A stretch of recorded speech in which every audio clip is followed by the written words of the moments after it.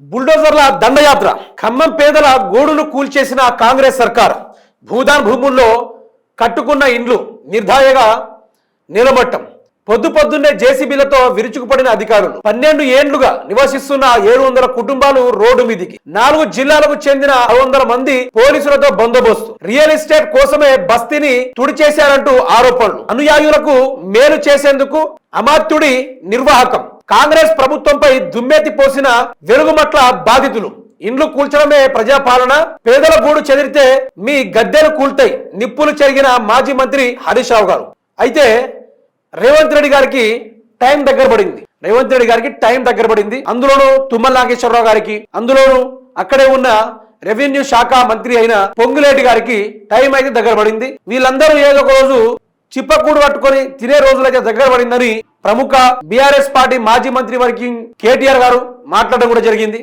ఈయన యొక్క అరాచకాలు అవినీతి అందరూ ప్రజలు చూస్తా ఉన్నారు. వీటికి తగ్గట్టుగానే అన్ని కోర్టులు ఉన్నాయి. కోర్టు ఎంత చెప్తా ఉన్నా కూడా వినకుండా ఒక విధ్వంస కాండను క్రియేట్ చేస్తూ ఉన్నారు.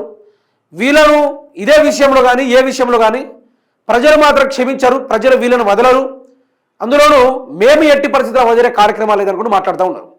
అక్కడ నిన్న భూదాన్ ప్రజలు నిరుపేదలు ఆస్తున్నోళ్ళు కాదు నిరుపేదలు అటువంటి ఒకరోజు డొక్కాడితే కానీ రెక్కాడితే కానీ డొక్కడినని జీవితాలు కొందరి అట్లాంటి జీవితాల్ని మొత్తం నేలమట్టం చేసిన ఒకటి రోజు ₹1 తీసుకోకుండా కాంగ్రెస్ పార్టీకి ఓటేసినాం ఏసిన పాపానికి ఈ రోజు రేవంత్ రెడ్డి అనే వ్యక్తి మా మీద ఇట్లాంటి కర్కోటశ కాండని ప్రదర్శిస్తా ఉన్నాడు. ఈ రోజు పొంగిలేటి కావచ్చు, అక్కడ తుమ్మల నాగేశ్వరరావు గారు కావచ్చు, ఈ రోజు ఇంత ఘోరానికి పాల్పడడం ఇది మరీ దారుణం అనుకుంటూ ఈ రోజు అక్కడ ఉన్న బాధితులు మాట్లాడుతూ ఉన్నారు. వాళ్ళు ఓటేసింది కాంగ్రెస్ కే కదా, ఈ రోజు కాంగ్రెస్ కి ఓటేసిన పాపానికి వాళ్ళ ఇండ్ల మీద బుల్డోజర్స్ అని వాళ్ళు కల్లో కూడా అనుకోలేదు కావచ్చు. ఈ రోజు ఒక ఇల్లు స్థాపించాలంటే ఓ మధ్యతరగతి పేదరికం జీవితాలకు అదొక అద్భుతం, అది వాళ్ళ లైఫ్ టైం టార్గెట్ అనుకుంటారు.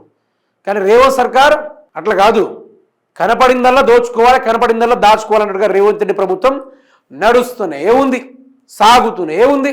ఆ తీరుగా ప్రజల్ని ఏడిపిస్తూ ఉంది. కాబట్టి కేటీఆర్ గారు ఒకటే అన్నారు, మీకు టైం దగ్గర పడింది, అందరు జాన టైం నజీక్ ఆగాయ బోల్కే కేటీఆర్ గారు అనడం జరిగింది. ఇది ఎంతవరకు కరెక్ట్ మీరే కామెంట్ తెలపండి.